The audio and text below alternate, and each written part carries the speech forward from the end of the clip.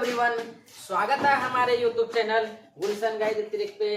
तो आज की वीडियो में हम यह जानेंगे कि क्लास 10 मैथ के एग्जाम में ग्राफ से आने वाला सभी क्वेश्चन 5 नंबर का और 2 नंबर का कन्फर्म रहता है, उसी को हम आज यहाँ बतलाएंगे। यही क्वेश्चन तो नहीं आएगा, लेकिन इसी प्रकार का आएगा, सिर्फ अंक चेंज रह सकता है लेकिन क्वेश्चन यही आएगा अगर ग्राफ से क्वेश्चन आएगा तो। और ग्राफ से क्वेश्चन 7-8 नंबर का कन्फर्म रहता है, जो कि एक वो 5 नंबर रहता है और एक 2 नंबर का रहता है। ठीक है, तो हम लेके चलते हैं यहाँ पे 5 नंबर का, उसके बाद 2 नंबर का भी हम बता देंगे। तो वीडियो अंत तक जरूर देखिएगा। ठीक है, तो देखिए मेरे पास क्या कर रहा है, क्वेश्चन कर रहा है रैखिक समीकरण युग्म x - 2y = 5 तथा 2x + 4y = 10 का आलेख खींचे और हल करें। अब बताइए, हल भी करना है, ठीक है ना, आलेख खींचने के बाद। तो इसके लिए आपको क्या करना पड़ेगा, सबसे पहले आपको क्या करना पड़ेगा, इस समीकरण मेरे पास कौन कौन सा है। तो मेरे पास पहला समीकरण है x - 2y = क्या है, 5 है ना। और दूसरा समीकरण मेरे पास क्या है, 2x + 4y = क्या है, 10 है। ये मेरे पास क्या है, दूसरा समीकरण है। तो अब इसके लिए क्या करना पड़ेगा, पहला समीकरण में आपको इंग्लिश या हिंदी में जिसमें आता उसमें आप कर सकते हैं। तो पहले हमको क्या करना पड़ेगा, समीकरण लिखना पड़ेगा यहाँ पे, समीकरण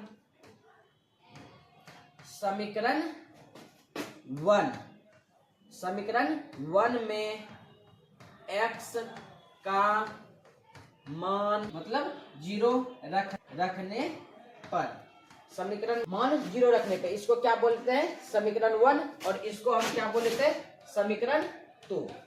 ठीक है, इसी को आपको रखना है, ठीक है ना।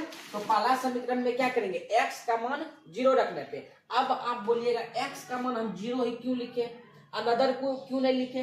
तो हम x का मान इसलिए 0 रखे क्योंकि इससे क्या होता है, हल्का होता है। अगर आप इसके जगह पे कोई भी रखिएगा, 1 2 3 4 में कुछ भी रखिएगा कोई दिक्कत नहीं, वही आंसर आएगा। लेकिन 0 रखिएगा तो आसान पड़ता है, ठीक है ना, बहुत ही आसान तरीका से बन जाएगा।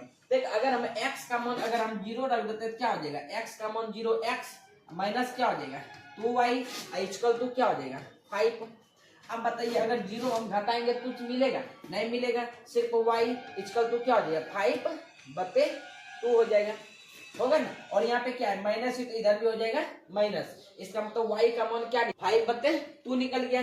अब उसके बाद क्या करेंगे, x का मान, उसके बाद क्या करेंगे, y का मान 0 रखने पे एक बार क्या करेंगे, x का मान 0 रखेंगे और एक बार क्या करेंगे, y का मान 0 रखेंगे, ठीक है ना। तो y का मान 0 रखने पे तो फिर से हमको लिखना पड़ेगा, यहाँ लिख देते हैं, समीकरण 1 में क्या बोले थे, यहाँ पे x का मान 0 रखने पे, या तो आप यहाँ पे लिख सकते हैं 0 रख। तो अब बताइए इसके बाद क्या की, तो समीकरण 2 है, इससे हम कभी कोई मतलब नहीं, इसको हम अलग से फिर से करेंगे।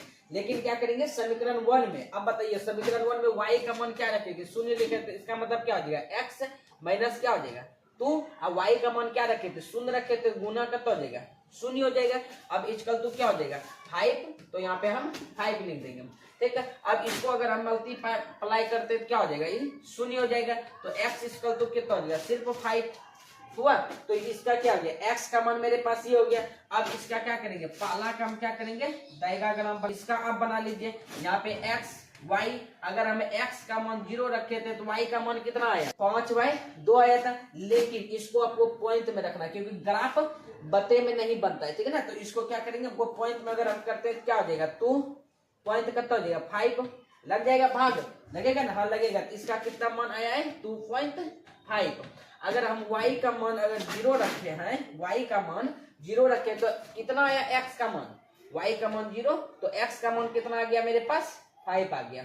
ये मेरे पास क्या आ गया, पहला, ये जो मेरे पास आया पहला समीकरण का डायग्राम आया, ठीक है ना। अब जो लेके चलेंगे दूसरा समीकरण। अब इसके बाद हमको दूसरा समीकरण का इसी प्रकार से निकालना है। तो दूसरा समीकरण मेरे पास क्या है, 2x + 4y। तो लेके चलते हैं, दूसरा क्या था, 2x प्लस कितना हो जाएगा 4y। इक्वल टू कितना मेरे पास था, इक्वल टू मेरे पास कितना था, देख लीजिए आप, कितना 10 है, ठीक है ना, तो 10 है, तो आप यहाँ पे 10 दीजिए। ये मेरे पास क्या था, दूसरा समीकरण था।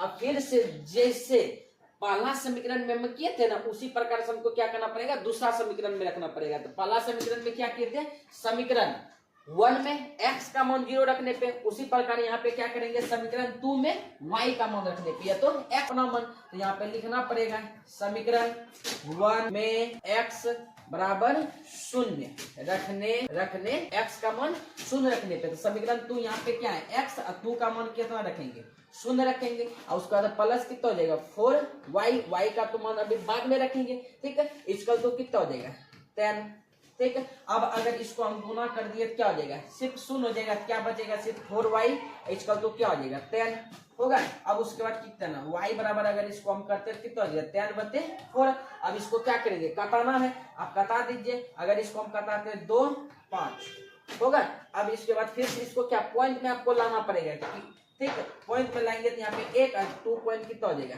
5 होगा। ये मेरे पास कितना हो गया, y का मान मेरे पास कितना आ गया 2.5, ठीक है। अब उसके बाद क्या करेंगे, y का मान हो गया। अब उसके बाद क्या करेंगे, y का मान 0 रखने पे x का मान आ जाएगा, तो फिर से हमको वही लिखना पड़ेगा, समीकरण 2 में y बराबर 0 या 0 रखने, इसको रखने क्या हो जाएगा, में 0 रखने पर ठीक है। तो क्या बताया यहाँ पे, समीकरण 2 में y बराबर 0 रखने पर, ठीक है। तो अब उसके बाद क्या करेंगे, यहाँ पे कितना है 2x, और उसके बाद क्या है प्लस, यहाँ पे क्या है 4y, ठीक है। y का मान तो हम क्या रखे हैं 0 रखे हैं, तो यहाँ पे क्या हो जाएगा 0, ठीक है। अब इसका तो कितना हो जाएगा 10, ठीक है। अब उसके बाद यहाँ पे क्या करेंगे, इसको आप सॉल्व करेंगे, तो अब इसको क्या अगर हम गुना कर दिए तो वही आ जाएगा। अब इसके बाद यहाँ पे क्या हो जाएगा 2x, क्या हो जाएगा गुना हो जाएगा, इसका तो यहाँ पे कितना हो गया 10। अब x बराबर क्या हो जाएगा 10 हो गया। अब इसको क्या करेंगे, कटा देंगे, कितना आ जाएगा x 5, तो x बराबर कितना निकल गया 5। अब इसको फिर सबको क्या देगा, अगर हम जिसे पिछले बनाए प्रकार से बनाना पड़ेगा, ठीक है। तो यहाँ पे x, अगर हम x का मान 0 रखे थे, ठीक है, तो y का मान मेरे पास कितना है 2.5, यहाँ पे y x और y, अगर हम y का मान अगर हम क्या रखे थे 0 रखे थे, तो कितना x का मान मेरे पास कितना आया सिर्फ 5, ठीक है। तो ये मेरे पास कितना हो गया, डायग्राम हो गया, दोनों का पहला का क्या हो जाएगा ये हो गया। अब उसके बाद क्या हो गया, दूसरा का ये हो गया। अब इस ग्राफ कॉपी पे लेके चलते हैं, ठीक है।